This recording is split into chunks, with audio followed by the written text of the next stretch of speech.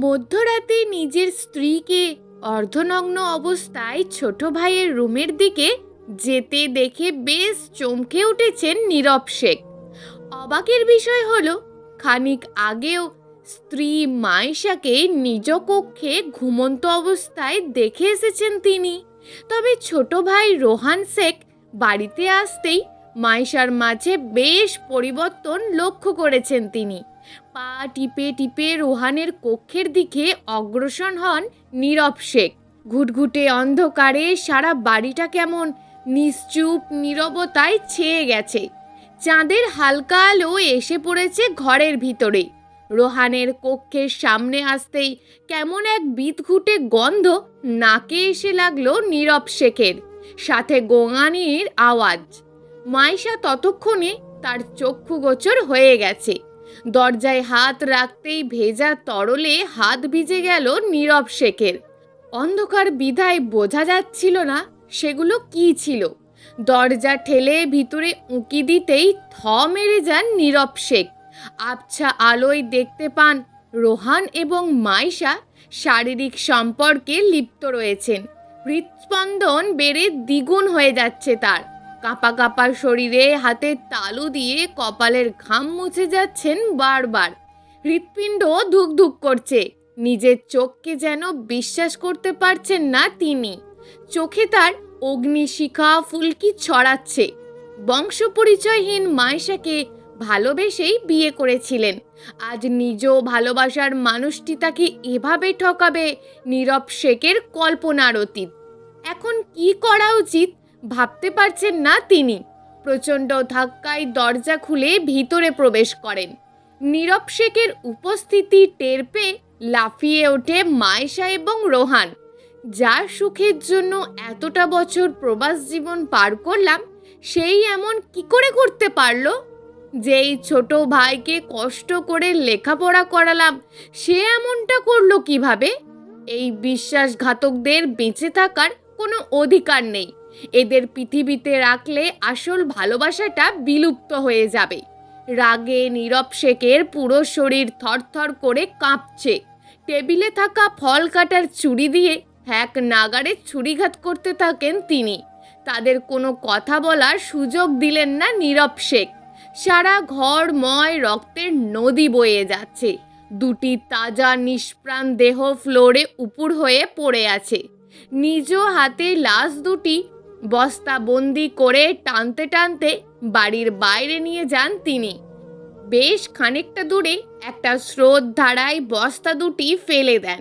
বাড়িতে ফিরে হতাশ হয়ে বারান্দায় ধপ করে বসে পড়েন নীরব শেখ। চোখ বেয়ে অশ্রু টপ টপ করে ঝরছে। নিজ হাতে স্ত্রী এবং ভাইকে খুন করেছেন তিনি। ভাবতেই কষ্টে বুক ফেটে চিৎকার আসছে। পূর্ব আকাশে সূর্য উঁকি দিচ্ছে। হয়তো কিছুক্ষণ পরেই সকাল হয়ে যাবে। চোখের পানি মুছে নিজ কক্ষের দিকে অগ্রসর হন নীরব শেখ। দরজা ঠেলে ভিতরে প্রবেশ করতেই সারা দেহ ভয়ের শিহরণে জেগে ওঠে। বিছানায় চোখ পড়তেই দেখেন মাইশা দিব্যি ঘুম দিচ্ছে। ঝিম মেরে দাঁড়িয়ে রইল নীরব শেখ। সব যেন তার মাথার ওপর দিয়ে যাচ্ছে। খানিক আগেই নিজ হাতে মাইশাকে সে হত্যা করে নদীতে ফেলে দিয়ে এসেছে। মরা মানুষ জ্যান্ত হয় কিভাবে? নিমেষেই ভয় যেন তাকে গ্রাস করে ফেলেছে। কাঁপা কাঁপা পদক্ষেপে বিছানার পাশে এসে দাঁড়ান নীরব শেখ। মাইশা ঘুম থেকে জেগে উঠে নীরব শেখের দিকে তাকিয়ে আছে। কি হলো, ওখানে দাঁড়িয়ে আছেন যে? মাইশার কোনো কথা নীরব শেখের কান পর্যন্ত পৌঁছায় না। মাইশার দিকে বিনয় দৃষ্টিতে তাকিয়ে আছেন তিনি। তবে কি আমি দুঃস্বপ্ন দেখছিলাম? প্রশ্নের বেড়া জালে আবদ্ধ নীরব শেখ একই অবস্থানে ঠায় দাঁড়িয়ে আছেন। হঠাৎ নীরব শেখের মা জুলেখা বেগমের চিৎকারে পুরো বাড়িটা উত্তল হয়ে পড়ে। রোহানের ঘরে রক্তের দাগ ফুটে উঠেছে। রোহানও নিখোঁজ। মাইশার ঠোঁটের কোণে পৈশাচিক হাসি নীরব শেখের হৃৎস্পন্দন বাড়িয়ে তুলেছে। সারা বাড়িতে রোহানের কোনো খোঁজ মেলেনি। মাইশা ততক্ষণে বিছানা থেকে উঠে দাঁড়িয়েছে। নীরব শেখ নিজেকে সামলিয়ে নেন। মাইশার চোখে চোখ রাখতে সাহস পাচ্ছেন না তিনি। এটা আদেও মাইশা নাকি কোনো বহুরূপী কেউ? নানান চিন্তা নীরব শেখকে ভাবিয়ে তুলেছে। কি হলো, আপনি এমনভাবে তাকিয়ে আছেন কেন? মাইশার কথায় নীরব শেখের ঘোর কাটে। মেয়েটার মায়াবী চাহিনিতে পাগল করে তুলল নীরব শেখকে। হয়তো আমি কোথাও ভুল করেছি। মাইশাকে আমি যতদূর জানি ও এমন জঘন্য কাজ করতেই পারে না। অনেক ভালোবাসে আমায়, তার সাথে শ্রদ্ধাও করে। ভাবতে ভাবতে নীরব শেখ শার্টের হাতায় কপালে জমে থাকা ঘাম মুছে নেন। কিন্তু তার কাছে প্রশ্ন এখনো ঘুরপাক খাচ্ছে। যদি এটা সত্যিই মাইশা হয়, তবে যাকে হত্যা করেছেন সে আসলে কে? এ কেমন ধাঁধায় পড়ে গেলেন তিনি। মাথাটা তার চিনচিন করছে। কি হলো, আপনি ঠিক আছেন তো? এমন করছেন কেন? স্নেহ কাতর কণ্ঠ শুনে নীরব শেখের অন্তর কেঁপে ওঠে। গত রাতে ভুলবশত নিজের ভাইকে হত্যা করেছেন তিনি। এই দায় সারা জীবন বয়ে বেড়াতে হবে। দৌড়ে শ্রদ্ধার কাছে ছুটে আসেন নীরব শেখ। এখানে বস্তাবন্দি দুটো লাশ ফেলে গেছেন গত রাতে। কিন্তু এ কি, এখানে তো একটা বস্তা, বাকি একটা বস্তা কোথায় গেল? সারা শরীরে ঘামে ভিজে গেছে। কোমরে হাত রেখে শেষ শক্তি দিয়ে দাঁড়িয়ে থাকতে চেষ্টা করছেন নীরব শেখ।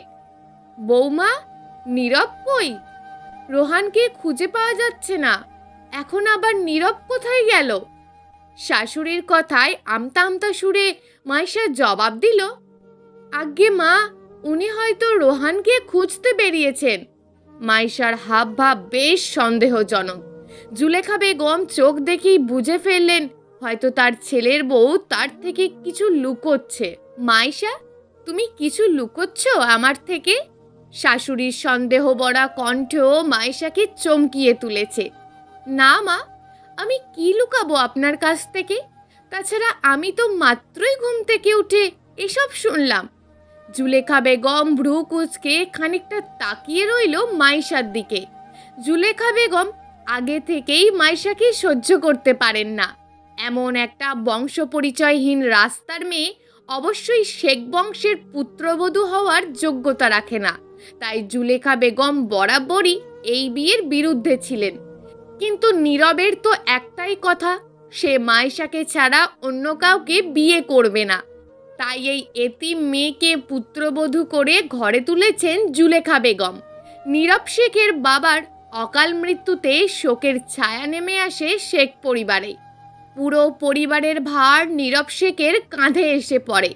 এইচএসসি শেষ করেই প্রবাস জীবনে পাড়ি দেন তিনি।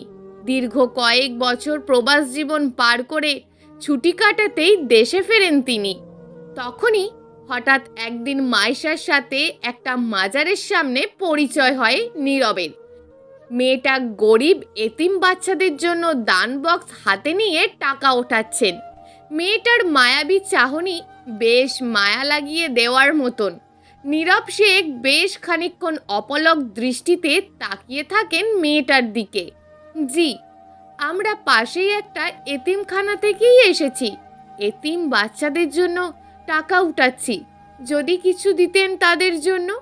মেয়েটার কণ্ঠেও বেশ জাদু আছেই বলতে হবে। নিমেষেই নীরব শেখের মন ছুঁয়ে দিয়েছে।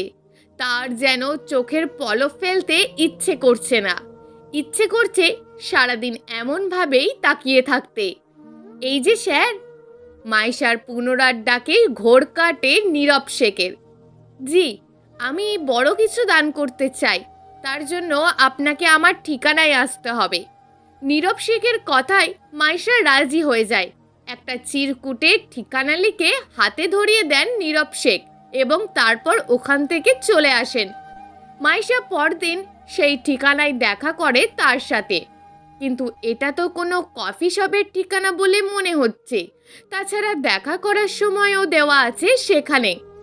জি স্যার, আমি আপনার ঠিকানায় এসেছি। এখন বলেন, কি দিতে চান আপনি?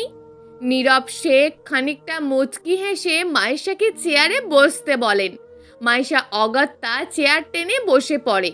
আসলে আমি আপনাকে কিছু বলতে চাইছি। নীরব শেখের কথা শুনে মাইশা হকচকিয়ে গেল। কি এমন বলতে চাই এই অপরিচিত লোকটা, যার জন্য এত দূরে নিয়ে আসলো তাকে? জি বলেন, কি বলতে চান? নীরব শেখ খানিকটা সময় নিয়ে চোখ বন্ধ করে বলতে শুরু করলো, আসলে আমি আপনাকে প্রথম দিন দেখেই ভালোবেসে ফেলেছি। আমি প্রেম ভালোবাসায় বিশ্বাসী নই, তাই আপনাকে বিয়ে করতে চাই। আপনি কি রাজি আছেন? কথাগুলো এক দমে বলে শেষ করে নীরব শেখ বড় করে ঢোক গিলতে লাগলেন। উত্তরের আশায় অস্থির হয়ে আছেন তিনি। আপনার সাথে আমার ভালোভাবে পরিচয়টাও হয়নি, আর আপনি কিনা আমাকে বিয়ে করতে চান? সেদিন রাগান্বিত মুখ ফিরিয়ে চলে যাওয়া মেয়েটাই আজ নীরব শেখের বিয়ে করা বউ। পুরনো স্মৃতিগুলো বারবার মনে পড়ছে নীরব শেখের। রোহানের বস্তাবন্দি লাশ সামনে নিয়ে নদীর পাড়ে এখনো ঠায় হয়ে দাঁড়িয়ে আছেন তিনি। হঠাৎ কারোর ধাক্কায় নীরব শেখের ঘোর কাটে। পিছনে তাকিয়ে দেখে বন্ধু আরমান দাঁড়িয়ে আছে। কিরে, তোরে সারা এলাকা খুঁজে মরছি, আর তুই এখানে? আন্টি তোকে আর রোহানকে খুঁজতে খুঁজতে পাগল হয়ে গেছেন। নীরব নির্বাক হয়ে আরমানের দিকে তাকিয়ে আছেন। আরমান খেয়াল করে সামনে একটা রক্তমাখা বস্তা পড়ে আছে। বেশ আগ্রহ নিয়ে আরমান বস্তাটির দিকে তাকিয়ে রইল। ভাই, এই বস্তাতে কি আছে? নীরব শেখ বেশ ঘাবড়ে গেছেন। কোনো মতে যদি আরমান বুঝতে পারে বস্তায় রোহানের লাশ আছে, তাহলে সে ফেঁসে যাবে। কই, বস্তাতে কিছু নেই তো, আমতা আমতা কণ্ঠে বলতে থাকেন নীরব শেখ। আরমান ধীর পায়ে বস্তার সামনে এগিয়ে গিয়ে দাঁড়িয়ে পড়েন। নীরব শেখ বাধা দিতে চেয়েও ব্যর্থ হলেন। বস্তার মুখ খুলতেই চিৎকার দিয়ে ওঠে আরমান। রোহানের লাশ পুরো রক্তে লাল বর্ণ ধারণ করেছে। তুই নিজের ভাইকে মেরে দিয়েছিস? তুই মেরেছিস রোহানকে? নীরব শেখের কলার চেপে ধরে ঝাঁকাতে থাকে আরমান। নীরব নিজেকে ছাড়িয়ে নিতে আরমানকে ধাক্কা মারে। প্রচণ্ড ধাক্কায় আরমান স্রোতধারায় পড়ে যায়। নীরব শেখ বুঝতে পারে পুনরায় খারাপ কিছু হতে যাচ্ছে। নদীর স্রোত বেশ জোরালো, কয়েক সেকেন্ডে আরমানকে ভাসিয়ে নিয়ে যায়। নীরব শেখের চোখে মুখে ভয়ের ছাপ স্পষ্ট হয়ে উঠেছে। নিজ প্রাণ প্রিয় বন্ধুকে ছাড়ল না সে। নীরব শেখ দ্রুত পদক্ষেপে বাড়ির উদ্দেশ্যে রওনা হন। কি হচ্ছে সব তার সাথে, আর কেনই বা হচ্ছে? সন্ধ্যা ঘনিয়ে এসেছে। হালকা কুয়াশায় চারপাশটা ভালো মতো দেখা যাচ্ছে না। ধীর পায়ে ঘরে প্রবেশ করেন নীরব শেখ। খানিক পরপর দীর্ঘশ্বাস ফেলছেন তিনি। চোখের কোণে পানি জমে আসছে। কি হলো, এত তাড়াতাড়ি হাঁপিয়ে গেলেন? ভারী কণ্ঠস্বর শুনে পিছন ঘুরে তাকিয়ে দেখেন মাইশা। চোখ বড় বড় করে তার দিকে তাকিয়ে আছে। মাইশার খোলা চুলগুলো আকাশে এলোমেলোভাবে উড়ছে। কণ্ঠটাও কেমন যেন ভারী হয়ে উঠেছে। কে কে তুমি? আমি জানি তুমি আমার মাইশা হতে পারো না। সত্যি করে বলো, কে তুমি, আর কেন করছো এসব? নীরব শেখের কথা শুনে মাইশা বিরক্তিকর হাসি হেসে তার দিকে ভ্রু কুঁচকে তাকায়। যদি বলি আমি কোনোদিনই মাইশা ছিলামই না, তখন কি করবেন আপনি? মাইশার কথায় রহস্য লুকিয়ে আছে। নীরব শেখ অবাক হয়ে তার দিকে তাকিয়ে আছে। মানে, কি বলতে চাইছো তুমি? বড় করে দম নিয়ে নীরব শেখ প্রশ্নসূচক দৃষ্টিতে মাইশার মুখের পানে তাকিয়ে আছে। সে সময় হলে ঠিক জানতে পারবেন মিস্টার আরিফ, ও সরি, মিস্টার নীরব শেখ। মাইশার মুখে আরিফ ডাক শুনে ঘাবড়ে গেছেন নীরব শেখ। সারা শরীর ঘেমে একাকার হয়ে গেছে। ভিতরে কেমন অস্থিরতা কাজ করছে।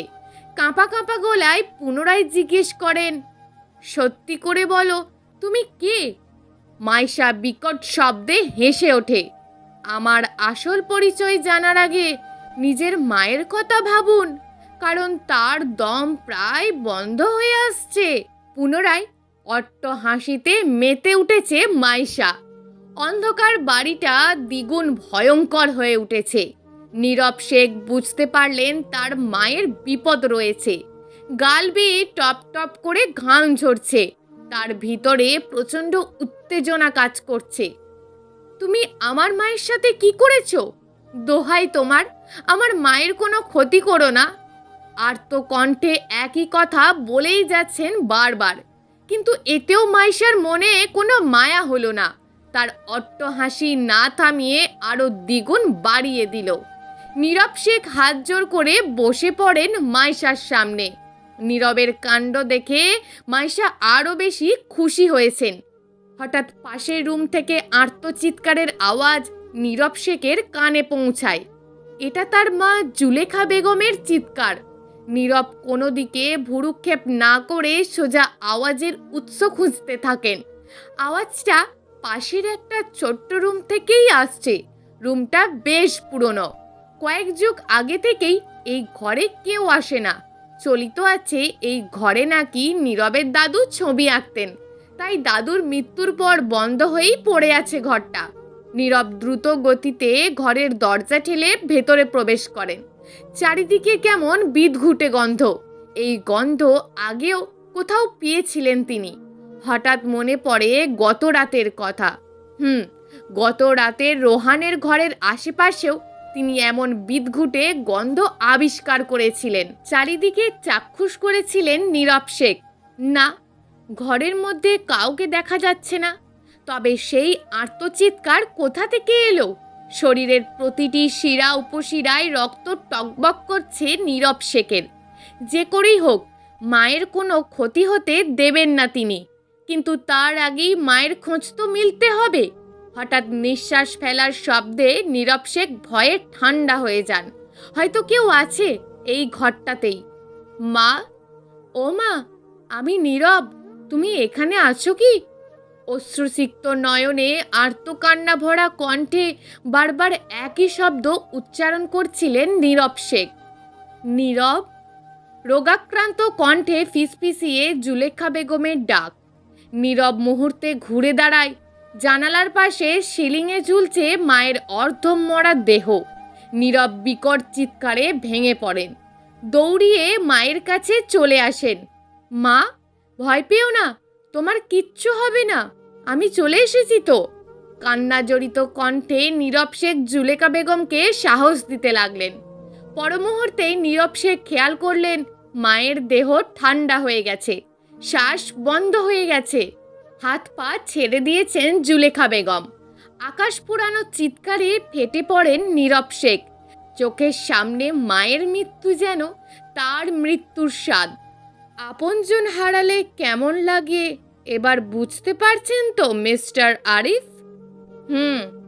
আমি আপনাকে আর নীরব বলবো না, কারণ সত্যি লুকানোর মানুষ যে আর বেঁচে নেই আপনার। মায়েশার এমন কথায় ঘুরে তাকান নীরব শেখ। তিনি বুঝতে পেরেছেন এতক্ষণে এটা মায়েশা নয়, মিতু। ভুরু কুঁচকে অবাকসূচক প্রশ্ন ছুঁড়লেন তিনি। বাহ, নামটা দেখছি ভালোই মনে আছে আপনার। ঠোঁটের কোণে বিরক্তিকর হাসি নিয়ে তাকিয়ে আছে মায়েশা রূপী মিতু। নীরব শেখের মনে পড়ে আজ থেকে কয়েক বছর আগের কথা। সময়টা 2016 সাল। বাসর ঘরে বধূ সেজে গুটিসুটি মেরে বসে আছে মিতু। সৎ মায়ের জোড়াজুড়িতে এক ভিন্ন দেশি লোকের সাথে বিয়ে হয়েছে তার। কথা হয়েছে বিয়ের পর মিতুকে নিয়ে বিদেশে চলে যাবেন উনি। লোকটার নাম আরিফ। শুনেছে সে মায়ের কাছে। হ্যাংলা গড়নের বেশ ফর্সা লোকটা। মিতুর সৎ মাকে টাকার লোভ দেখিয়ে রাজি করিয়ে ফেলেন তিনি।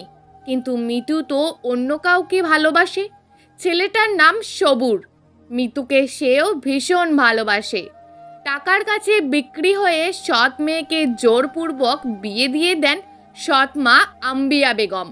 সবুর প্রিয় মানুষকে না পাওয়ার ব্যথা সহ্য করতে না পেরে কোথাও হারিয়ে গেছে। হয়তো আত্মহত্যাই বেছে নিয়েছে, না হয় অনেক দূরে চলে গেছে যেখানে তাকে কেউ খুঁজে পাবে না। সবুরের কথা মনে পড়তেই দীর্ঘশ্বাস ফেলে মিতু। অচেনা বাড়ি, অচেনা মানুষজন, আর মানুষজন বলতে 3 জন লোককেই চোখে পড়েছে মিতুর। বেশ ঘাবড়ে আছে সে। খানিক বাদেই দরজা ঠেলে ভেতরে ঢোকে আরিফ। মিতু ঘাড় উঁচিয়ে দেখে আরিফের সাথে বাকি তিনজনও আছে, কিন্তু সে মায়ের কাছে শুনেছে বাসর রাতে নাকি শুধু স্বামী স্ত্রী থাকেন। তবে কেন এই তিনজনও এলো ওনার সাথে? হয়তো মা মিথ্যা বলেছেন। সহজ সরল মিতু চুপটি মেরে বসে আছে খাটের এক কোণায়। আরিফ ধীর গতিতে তার কাছে গিয়ে বসে, ভুরু কুঁচকে তাকায় মিতুর দিকে, তখনও সব অজানা মেয়েটির কাছে। তার সাথে কি ঘটতে চলেছে তার ভাবনার বাইরে। হঠাৎ মিতু খেয়াল করে তার সাথে থাকা লোকগুলো একে একে মিতুর দিকে অগ্রসর হচ্ছে। মিতু এইবার খানিকটা ঘাবড়ে গেল। আরিফ পর মুহূর্তে টান দিয়ে মিতুর দুপাট্টা কেড়ে নিল। অসহায়ের মতন তাকিয়ে আছে মিতু। তবে কি তার সৎ মা জেনে শুনে মিতুকে এদের হাতে তুলে দিয়েছে? মিতুর চোখের কোণে পানি জমে গেছে। সাথে আসা দুজনে দ্রুত গতিতে মিতুর দুই হাত ধরে বিছানায় শুইয়ে দিয়েছে।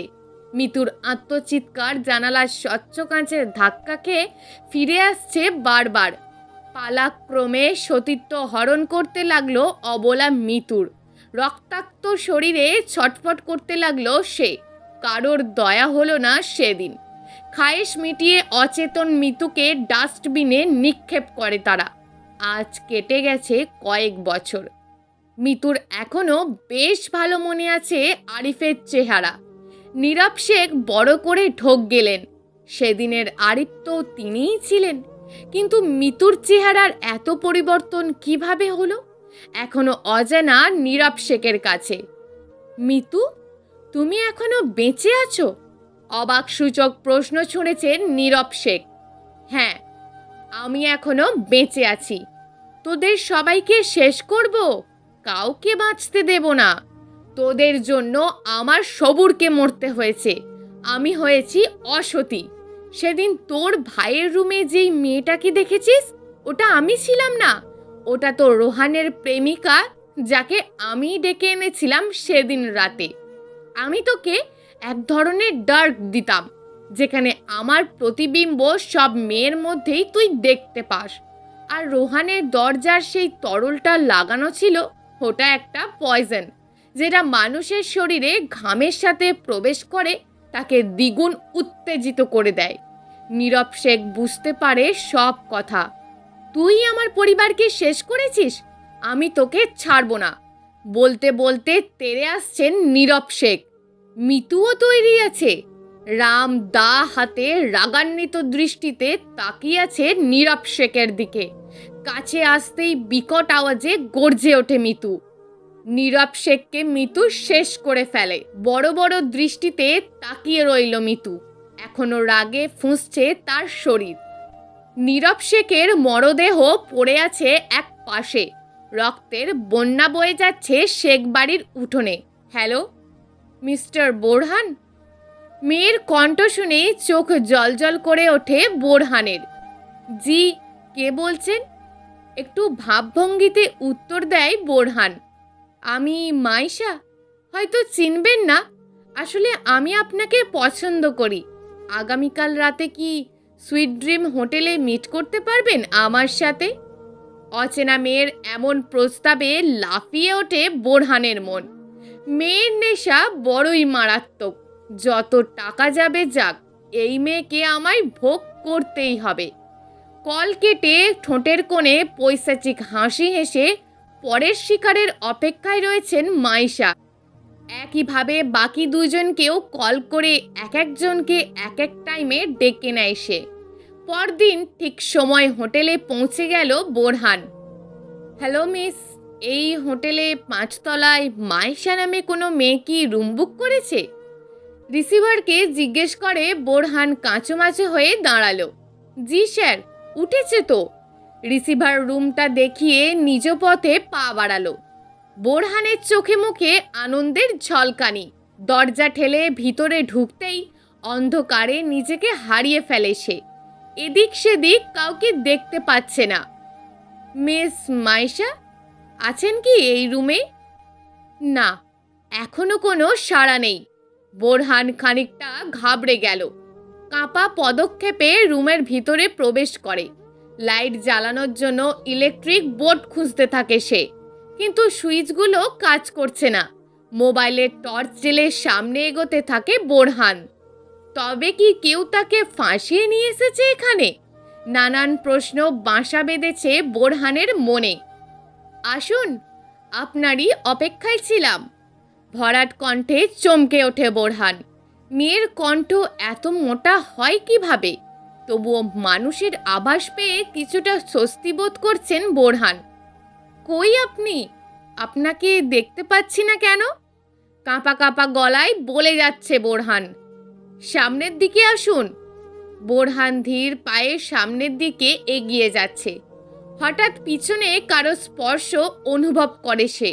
নরম হাতের ছোঁয়া পেয়েই সারা শরীরের লোম দাঁড়িয়ে যায় বোরহানের। মোবাইল বিছানার একপাশে রেখে বুকে টেনে নেয় মায়েশাকে। দুজনে অনেক কাছে চলে এসেছে। বোরহানকে জোর ধাক্কায় বিছানায় ফেলে দেয় মায়েশা। বোরহানের খুশি যেন ধরছে না। মায়েশাকে কাছে পাবার তীব্র ইচ্ছা তার ভিতর, কিন্তু ঘোর কাটতেই বোরহান খেয়াল করে বিছানা ভিজে গেছে। তার পাশে দুটো মানুষ উপুর হয়ে পড়ে আছে। চোখ ডোলে ভালো মতো করে দেখে নাই সে। মেয়েটার দিকে তাকাতেই দেখে সে দা হাতে দাঁড়িয়ে আছে। আবছা আলোয় বেশ ভালোই বোঝা যাচ্ছিল। কি করছো তুমি? তোমার হাতে দা কেন? বেশ ঘাবড়ে গেছে বোরহান। উঠে দাঁড়াতেই ভুলে গেছে সে। হঠাৎ এক নাগাড়ে দা দিয়ে কুপিয়ে জখম করতে থাকেন মায়েশা।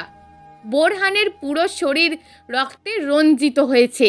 অন্ধকার ঘর আলোকিত হয়ে গেছে। সামনের ফ্রেমে বাঁধানো মায়েশার আগের রূপ, অর্থাৎ মিতুর ছবি। বোরহান বেশ ভালো বুঝতে পেরেছে কেন এই পরিস্থিতি হলো তার। শেষ চেষ্টা হিসাবে হাত জোর করে প্রাণ ভিক্ষা চাইতে লাগলো সে, কিন্তু মায়েশারূপী মিতু পিছু পা হতে নারাজ। হঠাৎ কেউ মিতুর নাম ধরে ডেকে ওঠে। মিতু। মিতু বুঝতে পারে তাকে কে ডাকছে। এই কণ্ঠ যে তার বড়ই চেনা। সবুর। মুখে আনন্দের হাসি হেসে এদিক সেদিক খুঁজতে থাকে মিতু, কিন্তু কোথাও যে দেখা মিলছে না সবুরের। সবুর যে তাকে ছেড়ে অনেক দূরে চলে গেছে। রক্তমাখা শরীরের লাশ তিনটির পাশে বসে আছে সে। ফিসফিসিয়ে এক নাগাড়ে সবুর সবুর বলেই যাচ্ছে। সবুরের কাছে যেতে বড়ই ইচ্ছে করছে তার।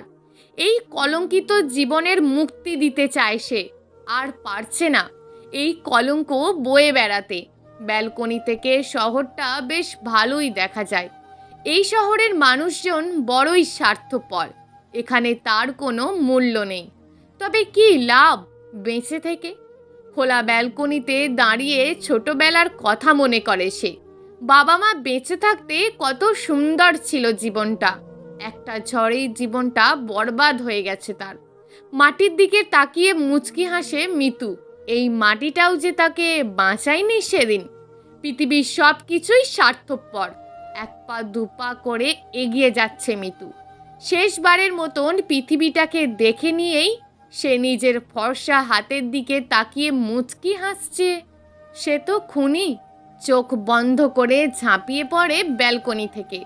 শেষ পর্যন্ত নিঃশ্বাসটাও বেইমানি করলো তার সাথে। সেও ছেড়ে গেল তাকে।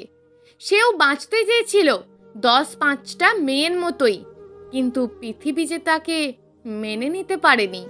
বন্ধুরা, গল্পটি কেমন লাগলো তা অবশ্যই নিচে কমেন্ট করে জানাতে ভুলবেন না। আর যদি আপনাদের গল্পটি ভালো লেগে থাকে তাহলে একটি লাইক করে চ্যানেলটিকে সাবস্ক্রাইব করে রাখুন এই ধরনের নিত্য নতুন গল্পগুলি শোনার জন্য।